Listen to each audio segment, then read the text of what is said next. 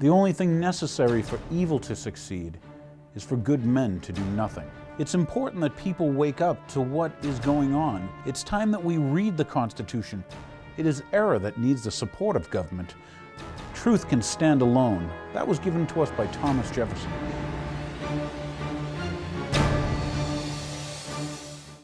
Welcome to The Real Story. We're here in Washington, D.C. at the Ron Paul Revolution March.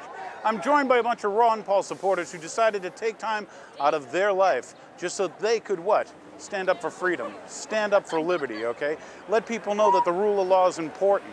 Let them understand, maybe some of the people out there, like our viewers, will understand that, the Bill of Rights has a reason. There's a reason why these people gave up their lives, gave up their liberty, okay, to fight for our freedoms. That we can what? We can either take for granted, or we can turn around and actually fight and defend things like our Constitution. So what we're doing here, we're marching for freedom. This is a Liberty March. This is the Ron Paul Liberty March, and I hope you enjoyed it. It's going to be a wonderful thing.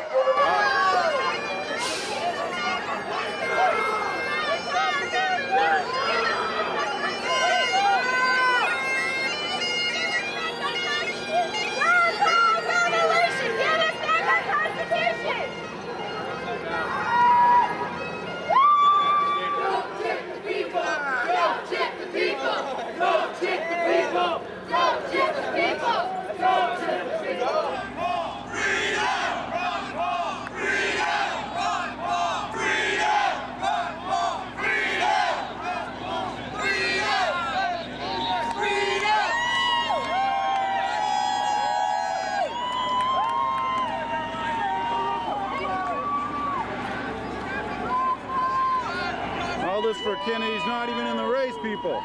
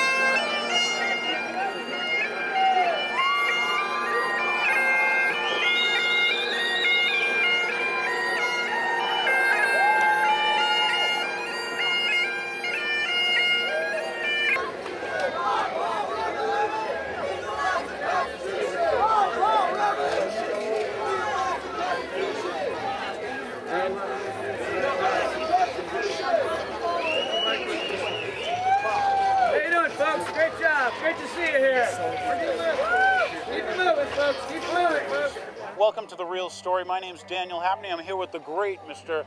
G. Edward Griffin. And we came here to Washington, D.C. Well, I got to ask, Mr. Griffin, why are you here? What brought you to this wonderful capital of our nation? Well, Daniel, I came here to talk before the Freedom Rally, the Freedom March rally here, and talk to all of these members of the Constitutional Underground and the supporters of Ron Paul. Excellent. You know, I was hoping that in with this opportunity with you, we could discuss things like, well, let's say the fiat monetary system we utilize, fractional reserve banking, and maybe even a little bit on the Federal Reserve. Probably maybe warm up before your speech, or I don't know what you're going to speak to the crowd with, but my listeners and my viewers, they probably don't have a good grasp. They all haven't had the opportunity to read The Creature from Jekyll Island. Now, I'm going to try to bring that to them in one form or another, but since I have the author with me, I thought, gee, I could start off with, could you tell our viewers a little bit about this private bank that creates our currency? Well, time is, of course, very limited, and normally I can talk for days on this topic and then only scratch the surface. All that's by way of an excuse of not going to be able to say anything very succinct. But I think that the most important thing for people to know about the Federal Reserve who have not studied it is that the Federal Reserve is not a government agency. That comes as a big shock for a lot of people. I know, everybody says federal, so they think right away. As part of the cover. But it's not a government agency. In fact, what it is, it's a cartel. It's no different than a sugar cartel or a banana cartel or an oil cartel. This happens to be a banking cartel, which means it's an association of the largest banks in the country who come together for the purpose of promoting their own industry. And they want it to look like a government agency. And in fact, they do have some authority and some power, which makes it very easy to believe that it's a government agency, because you see what happened is when they formed and they had the Federal Reserve Act passed in 1913, they went to Congress and they actually, I don't think it's an exaggeration to say that they purchased Congress. They purchased congressmen and senators. They gave them very attractive financial reasons to support the Federal Reserve Act. What the act really is nothing but the cartel agreement that the bankers drew up among themselves. They said, how are we going to perpetuate our industry? How are we going to pass our losses on to the taxpayer? How are we going to make sure that nobody has any alternative to using our system and our money?